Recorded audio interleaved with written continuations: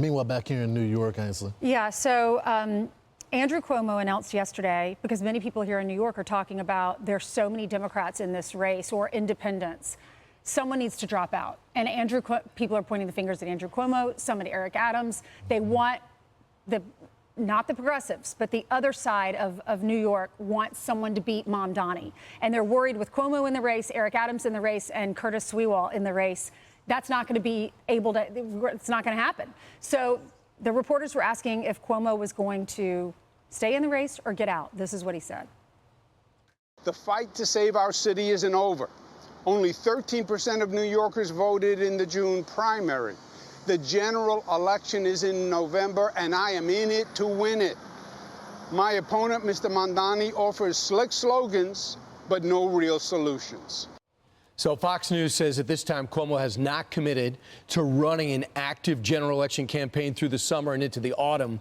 Word is, he says, if the polls show he's not the highest-ranking challenger to Mamdani by mid-September, he will drop out of the race. But let me ask you something. They were asked, he was told to leave because of a myriad of charges as governor. He left disgraced. Then he runs the worst campaign possible with millions of dollars in the bank, loses to a nobody with no accomplishments, a radical communist, and now he says, okay, I have a great idea. Let me run as an independent and screw up the entire thing. Well, he doesn't deserve to run again after, I mean, let's just go through this guy's background, Mandani, and this really shows you the problem with him. He wants to freeze the rent. This is just not possible. City-run grocery stores, terrible. Pledge to fund and dismantle the NYPD. We tried doing that. And crime surged through this city. Social workers to replace the police.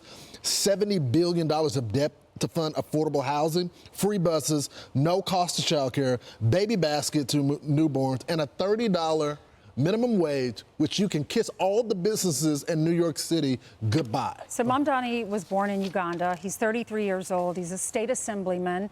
And all the things he's promising, we had Eric Adams on the Kirby couch, and he said all these things he's promising, he doesn't have the power to do that if he becomes mayor. So it's all just smoke and mirrors. He's just running like the kid who ran for fifth grade president, saying, I'm going to put snacks in everyone's classroom. It can't happen. It won't happen. He doesn't have the power to do this. But that sounds appealing to people in New York who can't afford their rent, who are watching, who go to the grocery store and it's expensive here. So he's the first Muslim mayor. And he actually, in this book, there's a quote from Mahmoud Mamdani's book. This is his father.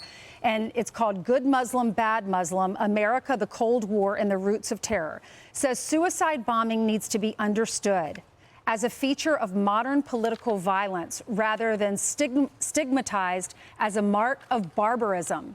We need to recognize the suicide bomber first and foremost as a category of soldier. This is his father. This is what his father, the professor, is writing. And I'm sorry.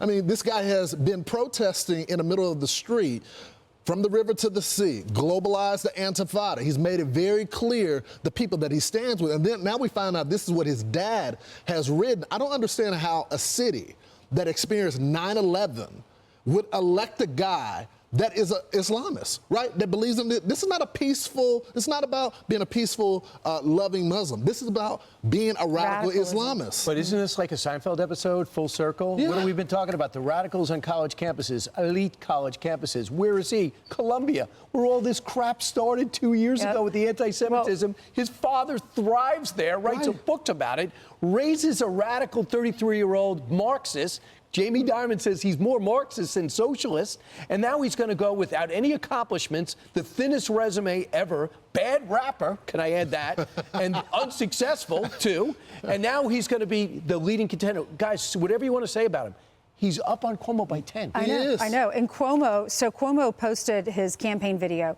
He got 2,900 likes. So then Mamdani reposted it with his campaign website underneath it, trying to campaign off of this, and he got 95,000 likes. Wake up, New York. What are you thinking? Dave Portnoy said it so well. He said, His parents were immigrants and came over here and brought their children with him, brought Mamdani, and now he's able to run for office. This is America, but we were born on capitalism. We're formed on capitalism, and he wants to take all of the bonuses from Wall Street executives and all the people who work on Wall Street. That's how they pay their rent. 100%. They get a big chunk at the end of the year based basically on commission of how well they've done that year.